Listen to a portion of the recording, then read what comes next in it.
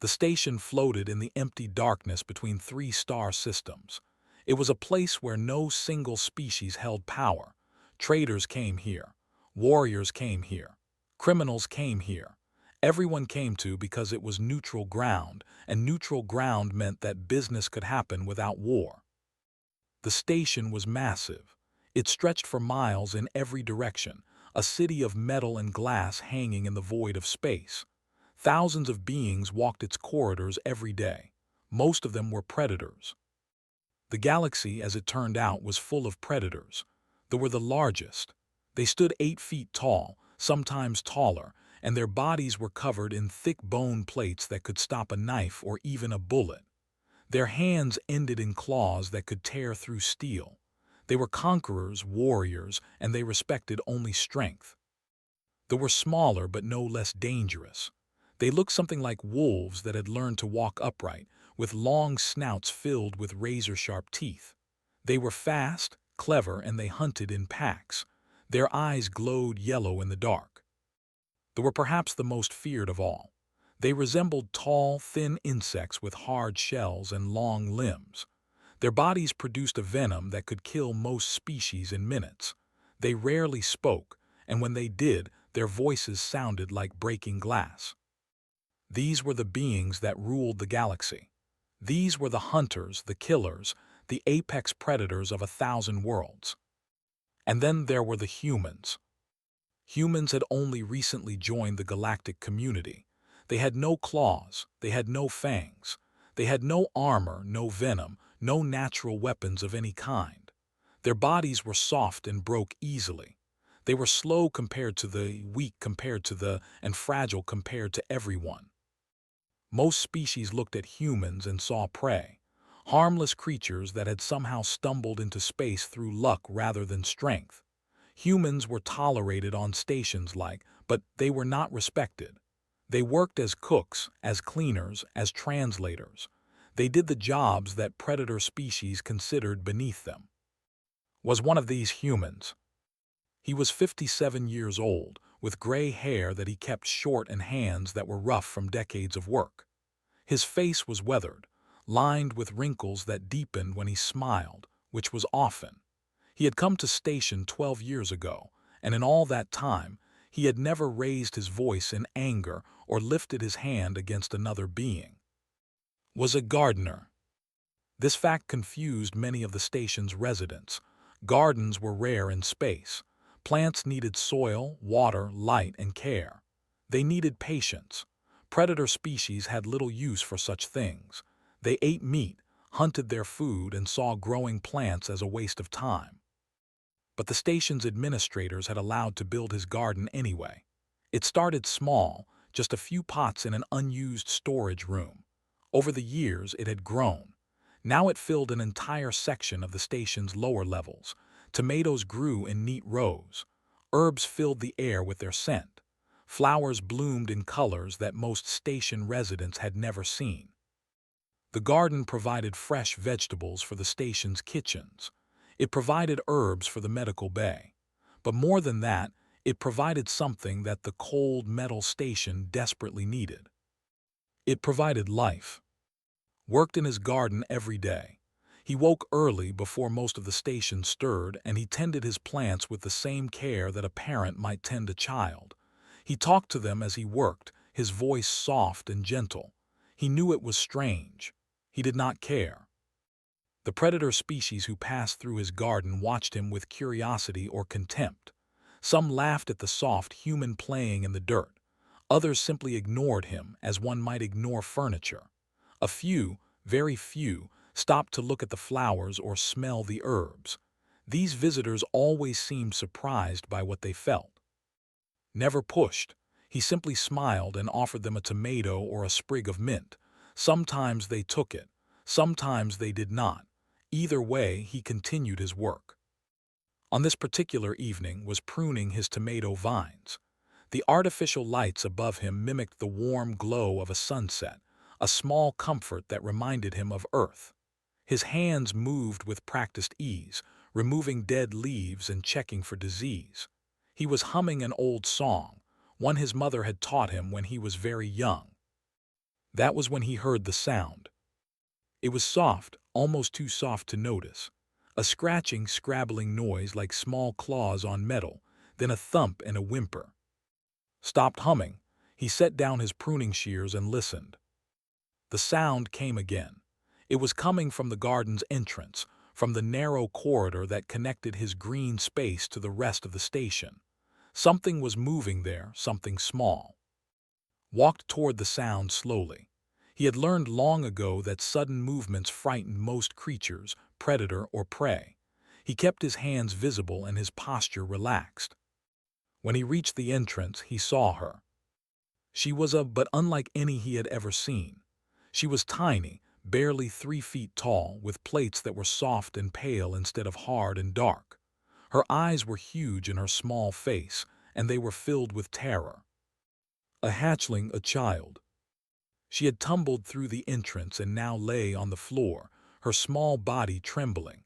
When she saw, she scrambled backward, pressing herself against the wall. A high, keening sound escaped her throat. Stopped moving. He lowered himself slowly, carefully, until he was kneeling on the ground. He made himself as small as he could. "Hello there," he said. His voice was barely above a whisper. "It is okay. You are safe here." The hatchling stared at him. Her breathing was fast and shallow. She did not run, but she did not come closer either. Did not move. He simply waited, patient as the plants he tended. Minutes passed. The hatchling's breathing began to slow. Her trembling lessened, though it did not stop entirely. She was watching him with those huge eyes, trying to understand why this strange, soft creature was not attacking her. "My name is," he said gently. "I take care of this garden. What is your name?" For a long moment she did not answer. Then, in a voice so small he could barely hear it, she spoke. Repeated, tasting the name. "That is a beautiful name. Are you hungry?" The hatchling hesitated. Then slowly she nodded. Smiled. He reached into his pocket and pulled out a small, ripe tomato. He had picked it earlier, planning to eat it himself. Now he held it out toward her, his arm extended but not reaching, letting her choose. Looked at the tomato. She looked at, something in her eyes shifted just slightly. Not trust, not yet, but something close. She crept forward, her movements careful and slow. When she reached him, she took the tomato from his hand with trembling claws. She bit into it, and juice ran down her chin. Sat back and watched her eat. He did not ask why she was alone. He did not ask why she was afraid. There would be time for questions later.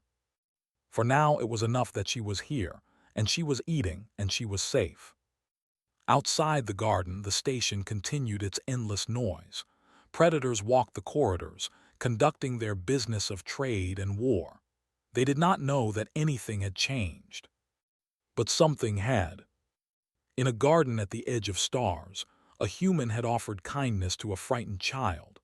And that small act, that tiny seed, would soon grow into something that none of them expected. Did not leave the garden that night. She slept beneath's workbench, curled into a tight ball with her soft plates pressed against the warm metal floor. Covered her with a blanket he kept for cold nights and returned to his work, checking on her every few minutes until her breathing became deep and even. When morning came, she was still there. Made her breakfast. He had learned over the years that we're meat eaters, but young ones could digest plants if the food was soft enough. He mashed some vegetables into a paste and added protein powder from the station's supplies. It was not a proper meal, but it was food, and ate it like she had not eaten in days. Perhaps she had not. She did not speak much that first day. She followed around the garden with her huge eyes, watching everything he did. When he watered the plants, she watched. When he checked the soil, she watched. When he talked to his tomatoes, telling them they were doing a good job growing, she tilted her head and watched that too. On the second day, she began to ask questions. "Why do you talk to them?" she asked, pointing at the tomato plants. Smiled. "Because they are alive. Everything that is alive deserves to be spoken to kindly." "But they cannot hear you." "Maybe not, but I can hear myself, and it reminds me to be gentle." Thought about this for a long time. Then she nodded, as if she understood something important. On the third day, she told him why she had run. Her parents were dead. This much had guessed. Children did not wander alone unless something terrible had happened. What he had not guessed was how they had died. There had been a dispute between two clans over territory. Such disputes were common among the. They believed that strength was the only law and the strong had the right to take from the weak. His parents had been caught in the middle of the fighting. They were not warriors, just workers who had been in the wrong place at the wrong time. They had died quickly. That was the only mercy. After their death had become what they called unclaimed. She belonged to no clan, no family, no one. In society, unclaimed hatchlings were considered worthless. They could not fight. They could not work. They were mouths to feed with no honor to offer in return. Most unclaimed hatchlings were taken as servants by powerful. It was considered a kindness in a twisted way. At least they would be fed. At least they would have a purpose. But the who had claimed was not kind. His name was. He was a warlord, a leader of warriors, a being who had killed more enemies than had lived days. He was massive even by standards, and his bone plates were covered in scars from countless battles. He wore these scars proudly, as proof of his strength. Did not want as a servant because he needed help. He had many servants already. He wanted her because she was small and weak and afraid. He enjoyed power over helpless things. It made him feel strong. When had first been brought to him, she had seen the look in his eyes. She had seen the way he smiled when she trembled. She had understood with the deep instinct of a child that this being would hurt her. Not because she had done anything wrong, simply because he could. So she had run. She had run through the station's corridors with no plan and no destination. She had run until her small legs could not carry her anymore. And then, by chance or fate or something else entirely, she had stumbled into a garden. Listened to all of this in silence. When finished speaking, her voice had dropped to barely a whisper, and she was trembling again. He reached out slowly and placed his hand on her shoulder. His touch was light, giving her the choice to pull away. She did not. "You are safe here," he said. "I will not let him take you." Looked up at him, her eyes were wet. "But you are human, you are small. You have no claws, no plates. He will kill you." Smiled gently. "Maybe, but that is my choice to make, not yours, and I choose to keep you safe." She did not understand. He could see the confusion in her face. In her world, the strong took from the weak. That was the only law. Why would a weak creature risk death for someone who was not even his own species? She would understand someday, thought, but not yet. Word spread through the station quickly. The predator species loved gossip almost as much as they loved fighting. By the fourth day, everyone knew that the human gardener was sheltering a runaway hatchling. Most found it amusing. A human protecting it was like a mouse protecting a lion cub, ridiculous, laughable. The jokes wrote themselves. But not everyone was laughing. Came to the garden on the fifth day. She was a young human woman, barely 30 years old, with sharp eyes and a worried expression. She worked in the station's communication hub, monitoring the endless flow of messages that passed through. She had heard things. She said, her voice tight with fear, "You need to listen to me. Is angry, very angry. He is saying that you stole his property." Was planting seeds. He did not look up. She is not property, she is a child. That is not how they see it. By their laws, she belongs to him. He claimed her legally. Then their laws are wrong.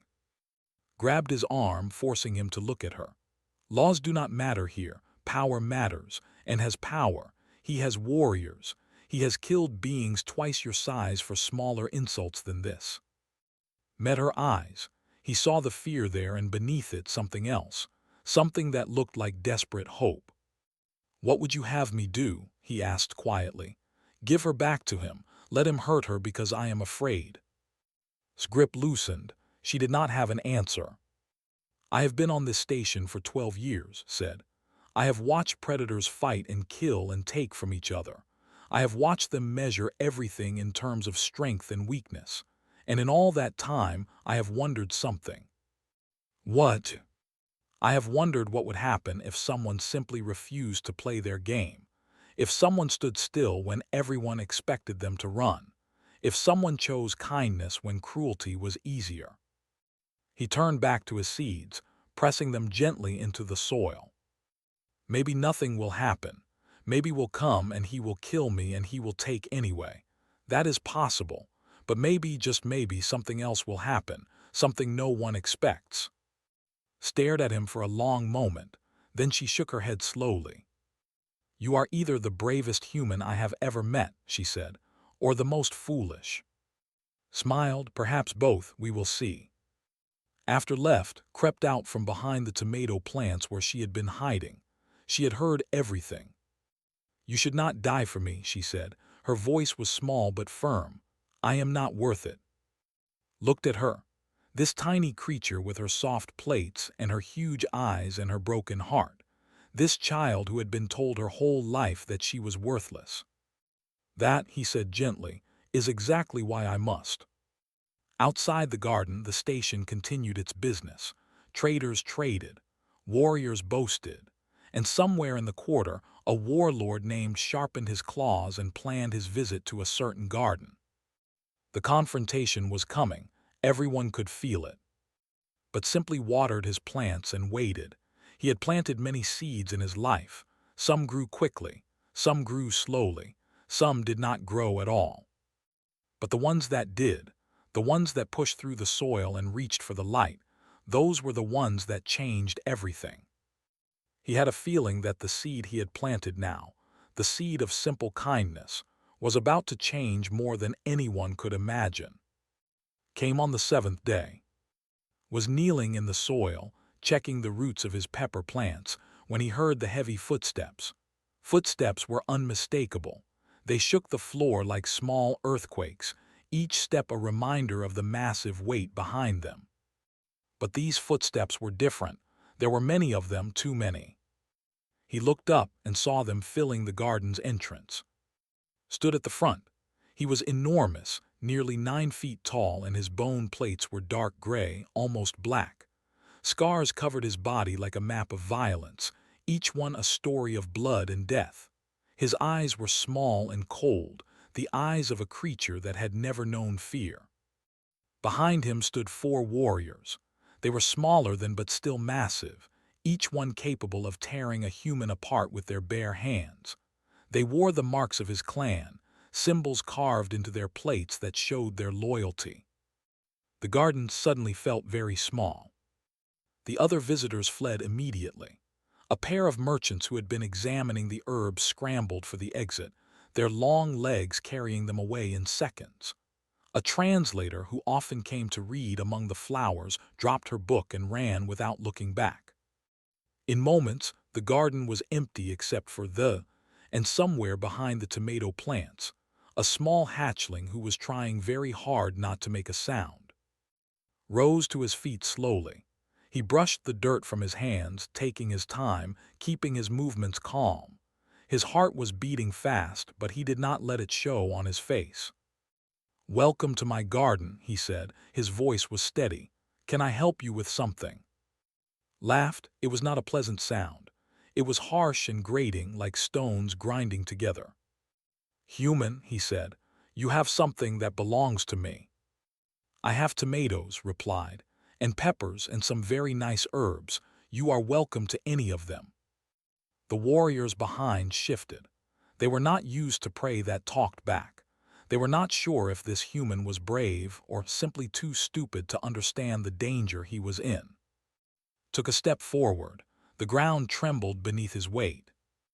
"Do not play games with me, little creature. The hatchling, where is she?" "There is no hatchling here, only plants." Another step. Was close now, close enough that could smell him. He smelled of metal and blood and something else, something that might have been rage.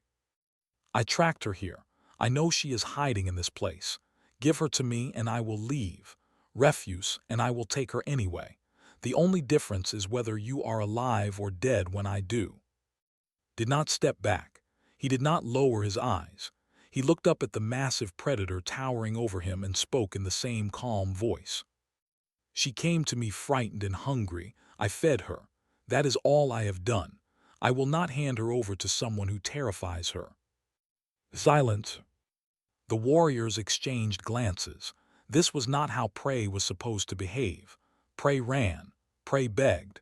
Prey did not stand in front of a warlord and refuse him. Leaned down. His face was inches from so close that his breath, hot and foul, washed over the human skin. You are prey, he growled. You have no fangs, you have no claws, you have no armor, no weapons, no strength. What could you possibly do to stop me? Meta's gaze, he did not blink. Nothing. The word hung in the air. I cannot stop you, continued. You are right. I am small, I am weak. I have nothing that could hurt you. If you want to kill me, you can kill me. If you want to take the child, I cannot prevent it. He paused. Then he spoke again, and his voice was quiet but firm. But I can stand here, and if you want her, you will have to go through me to get her. Stared at him. In his long life, the warlord had faced many enemies. He had fought warriors who were faster than him. He had fought warriors who were stronger than him. He had fought warriors who had armies at their backs and weapons in their hands. He had never faced an enemy like this. This small, soft creature was not fighting him. He was not threatening him. He was not even trying to bargain or negotiate. He was simply standing there, offering nothing but his own body as a barrier. It made no sense.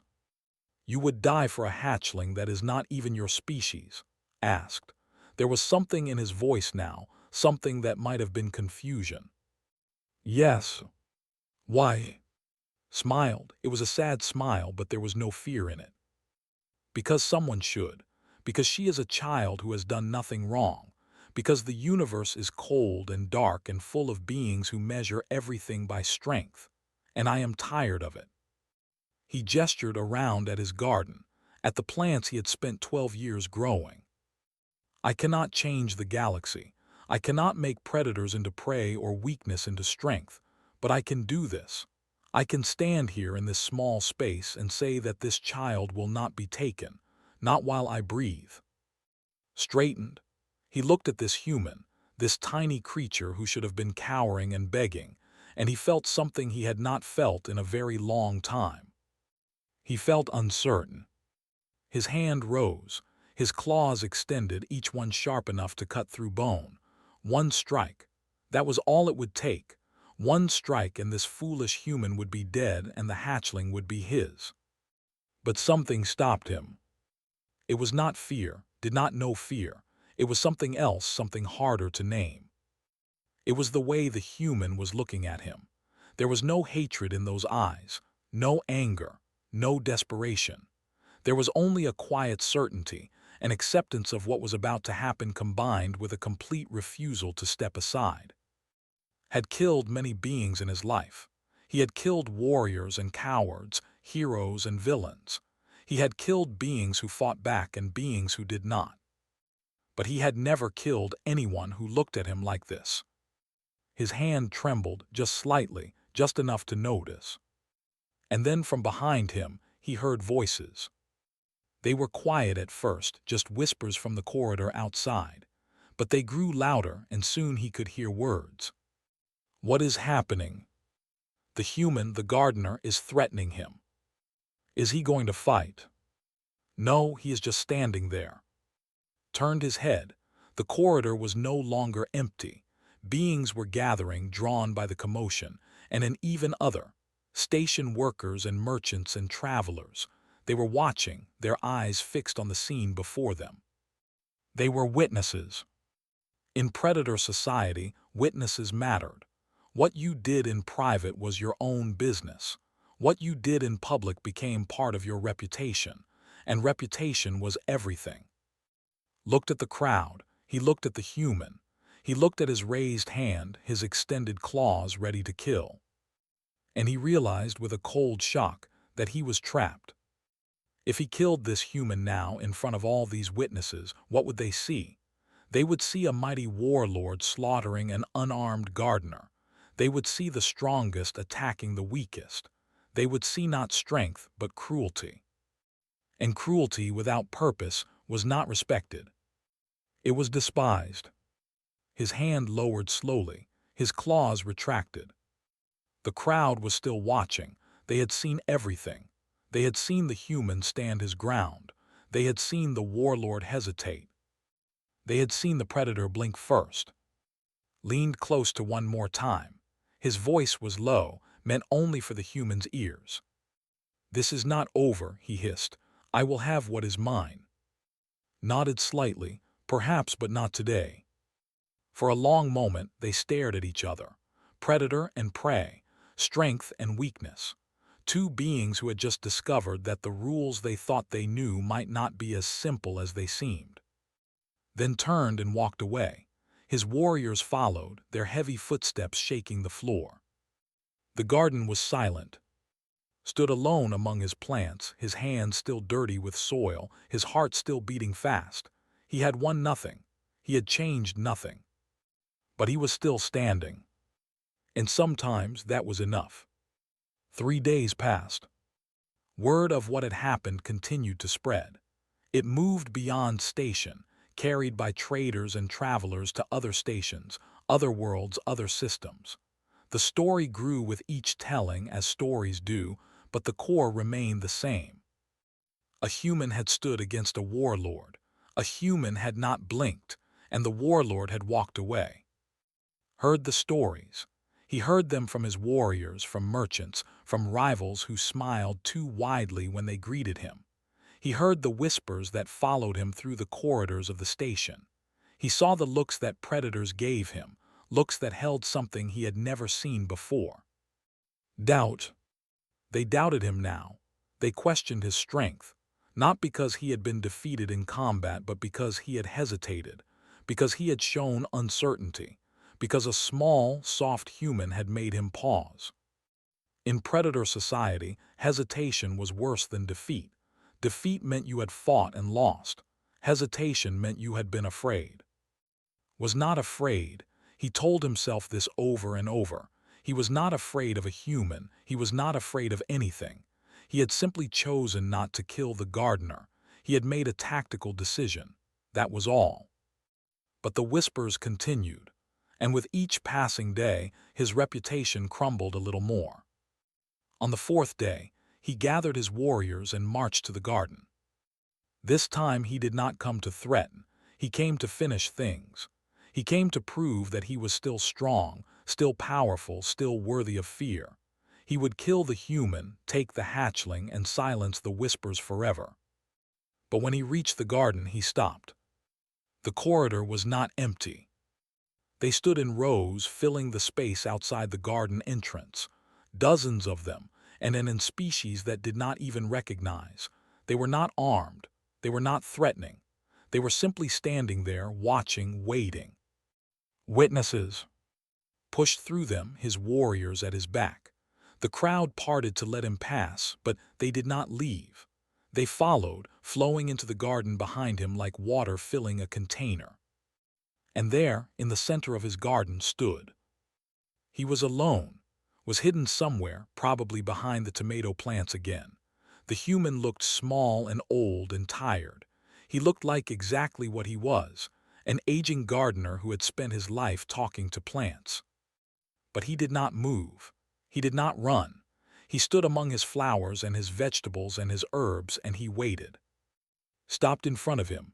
The crowd formed a circle around them, silent and watching. "You have made a fool of me," the warlord growled. "You have turned the station against me. You have ruined my reputation." Shook his head slowly. "I have done nothing but tend my garden. Whatever has happened to your reputation, you did to yourself." His claws extended. "I am going to kill you now. I am going to tear you apart in front of all these witnesses. And then I am going to take the hatchling, and there will be nothing anyone can do about it." "You could do that," agreed. "You are strong enough. You could kill me and everyone here if you wanted, No one could stop you. Then why do you stand there? Why do you not run? Because running would not change anything. You would still be the same.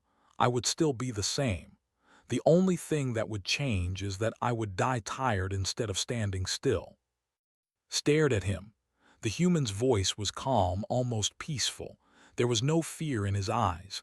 There was no anger. There was only a quiet acceptance, a complete surrender to whatever was about to happen. It was maddening. Why? Demanded. Why do you care about this hatchling? She is not your kind, she is not your blood, she means nothing to you. She means everything to me, said softly. Because she came to me when she was afraid and I could help her. Because kindness does not require a reason. Because every life matters, no matter how small or weak or unimportant others think it is.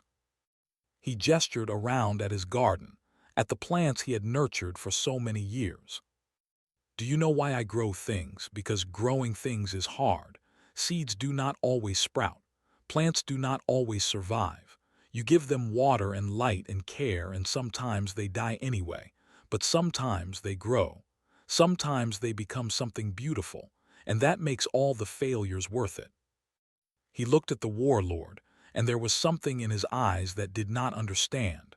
Something that looked almost like pity.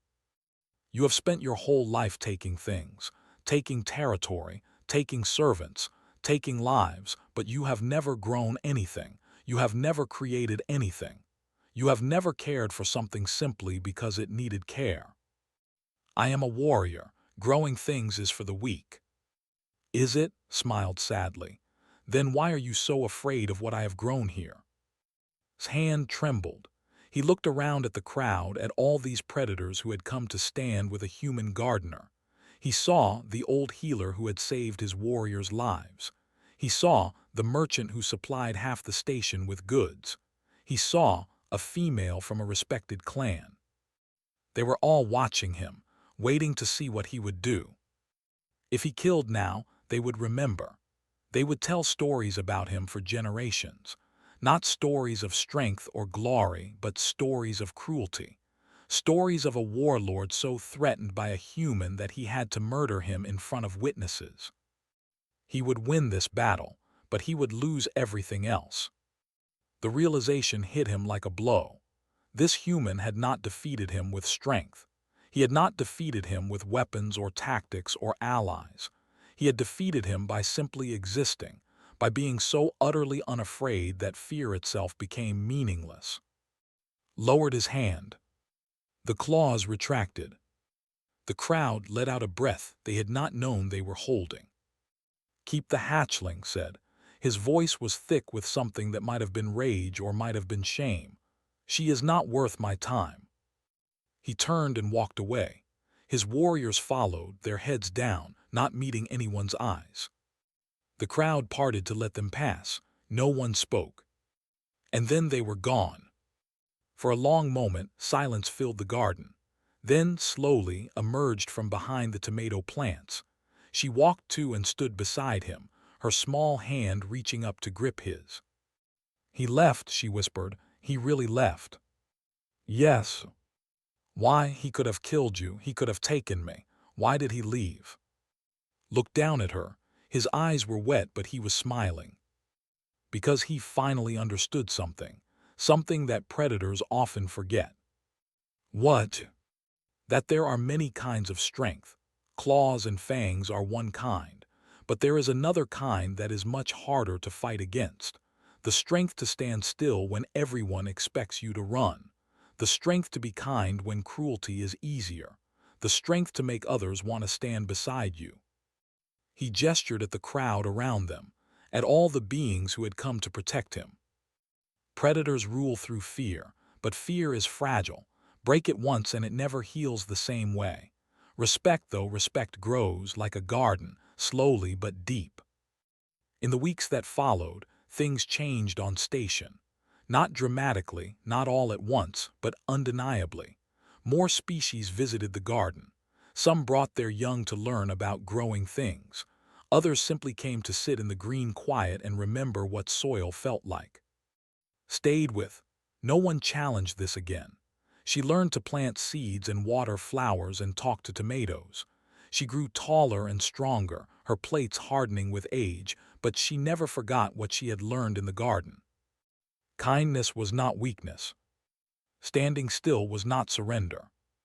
And sometimes, the smallest creatures in the galaxy could teach the mightiest predators what true strength really meant. Years later, when young predators asked their elders why they treated the human gardener with such respect, the answer was always the same. Because he stood, because he did not bear fangs or raise claws, he simply stood, and somehow that was enough to make us look away first.